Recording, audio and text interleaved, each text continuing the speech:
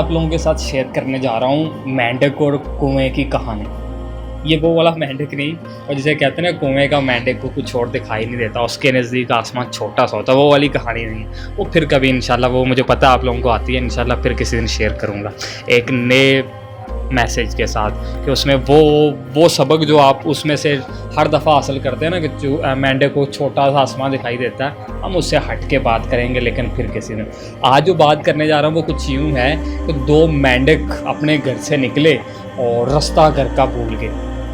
گھر کا رستہ بھولے اور اچانک کنویں میں جا گرے۔ کنویں میں جا گرے اور ہوتا کیا ہے کہ انہوں نے بڑی کوشش کی باہر نکلنے کی، انہوں نے وہ اپنے انداز میں چیخنا شروع کر دیا، ٹین ٹین ٹین ٹین کرنا شروع کر دیا۔ بہت سارے مینڈک اکٹھے ہو گئے، کنویں کے ارد گرد مینڈک ہی مینڈک، دو مینڈک کنویں کے اندر، اور سارے مینڈک دیکھ رہے ہیں کہ جو کنویں کے اندر مینڈک ہے نا، یہ اب باہر نہیں نکل سکتے۔ انہوں نے بہت کوشش کی باہر نکلنے کی، بہت کوشش کی، بار بار ناکام ہوئے، اور کنویں کے باہر مینڈک دیکھ رہے ہیں کہ اب دنیا کی کوئی طاقت انہیں اس کنویں سے باہر نہیں نکال سکتی۔ ایک مینڈک نے ہار مان لی اور اس نے کوشش کرنا چھوڑ دی۔ دوسرا مینڈک لگاتار کوشش کیے جا رہا۔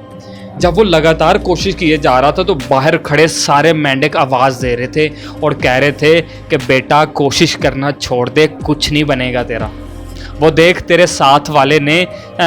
سمجھ گیا ہے کہ بھائی باہر نہیں نکلا جا سکتا، تو یہ بار بار خراشیں لگانے کی، خون بہانے کی ضرورت کیا ہے؟ جو اوپر چڑھتے ہو، نیچے گرتے ہو، چوٹ لگتی ہے، خون نکلتا ہے، تو یہ سارے تکلیفیں اٹھانا چھوڑو اور اپنی قسمت کو مان لو، اور ادھر ہی ٹھہرنا مان لو کہ اب ادھر ہی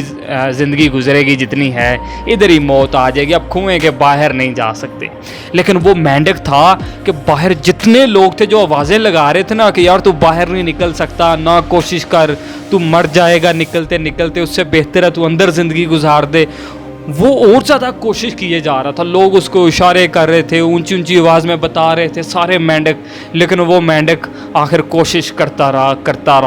اور باہر نکل آیا۔ جب باہر نکلا تو لوگوں نے اسے پوچھا کہ تو کیسے نکلا، لیکن وہ کوئی جواب ہی نہیں دے رہا تھا نا۔ وہ بعد میں پتہ چلا وہ مینڈک تو بہرا تھا، اسے کچھ سنائی ہی نہیں دے رہا تھا۔ پتہ چلا کہ وہ جو دوسرا مینڈک جس کو سنائی دیتا تھا نا، اس نے کوشش اس لیے نہیں کی کہ باہر والے لوگ کہہ رہے تھے بیٹا